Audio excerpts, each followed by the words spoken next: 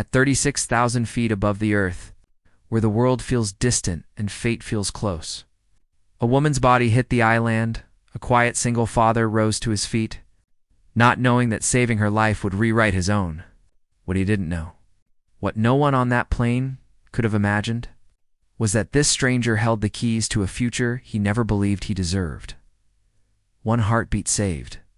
One choice witnessed by his daughter. One moment that would change everything. At 36,000 feet, between New York's glittering skyline and Los Angeles' sun-drenched coast, the world shifted for three strangers who had never exchanged a single word. There was no turbulence, no emergency announcement, only the soft thud of a body collapsing into the aisle of the plane, quiet, almost delicate, yet powerful enough to send a wave of fear rippling through every row. A woman in a crisp white blazer, flawless and composed, just moments before, now lay motionless on the thin carpet, her face drained of color. Gasps erupted around her. A few passengers froze. Others fumbled for call buttons with shaking fingers. Alex Monroe stood before he even realized he'd moved. His daughter. 9-year-old Emma clung to his hand, her small fingers trembling. Her eyes were wide not with curiosity, but with the fear of a child who has seen too much loss already. "Daddy," she whispered. "It's okay, sweetheart," he murmured, though his heartbeat was racing. "Stay right there." Alex dropped to his knees beside the fallen woman. Her pulse was faint, her breathing shallow. A flight attendant rushed over, panic flickering across her face. Is anyone a doctor?" she called out desperately, but silence answered. Alex wasn't a doctor, but he knew CPR, a mechanic from Pittsburgh.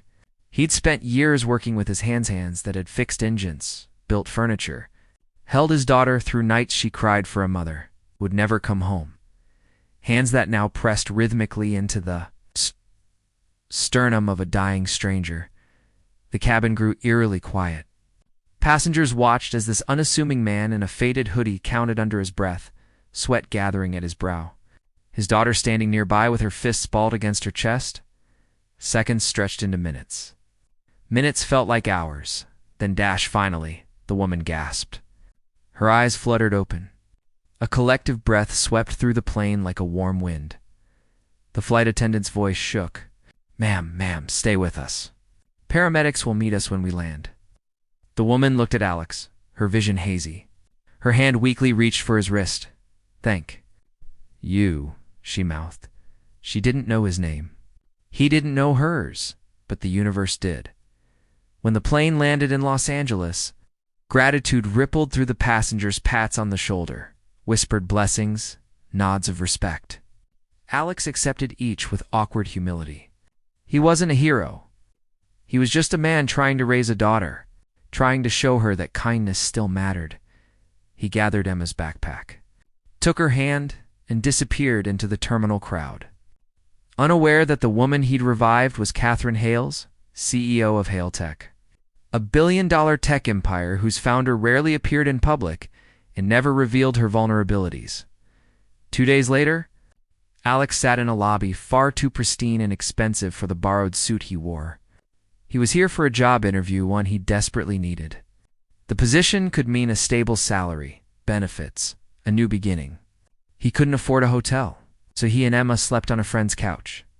He breathed into his hands, trying to calm the nerves roaring in his chest. "Alex Monroe?" A voice called. He stood in, froze. Catherine Hale stepped into the doorway. Not the poised CEO from magazines. Not the powerful executive feared in boardrooms, but the pale, recovering woman he had kept alive at 36,000 feet. Her expression softened instantly. "You," he swallowed. I'm sorry. I didn't know you," she raised a gentle hand. "Please, sit." What followed wasn't an interview. It was a conversation raw human, to scarred souls sharing pieces of themselves. She asked about Emma, about the accident that took his wife, about rebuilding a life brick by fragile brick, about what kept him moving when the world felt unbearably heavy. Alex answered honestly. Not to impress her, simply because no one had asked him these questions in years. Catherine listened. Not as a CEO searching for talent, but as a person rediscovering empathy. Finally, she closed the folder on her desk. "I don't want to hire you for the job you applied for," she said.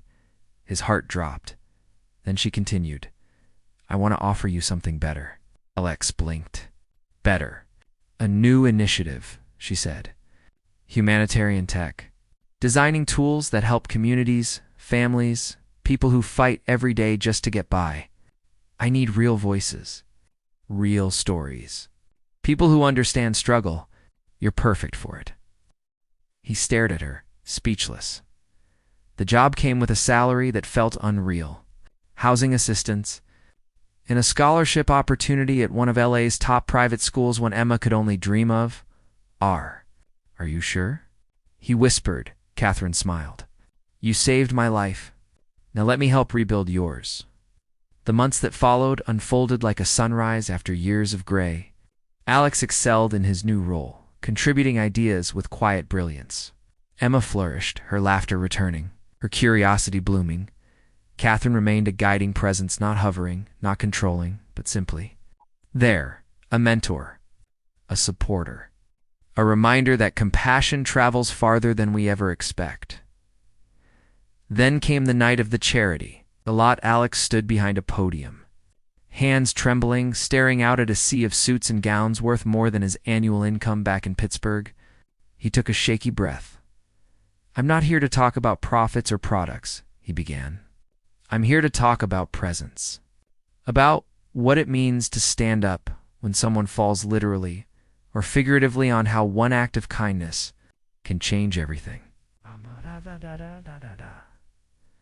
Silence filled the room. The powerful kind, the kind that listens. Catherine dabbed at a tear, and M, wearing a simple blue dress that made her look older than 9, softly tugged his sleeve afterward. "I'm proud of you." "Daddy," she whispered. For the first time in years, Alex believed he deserved those words. A life saved. A life restored. A future rewritten by compassion. At 36,000 feet,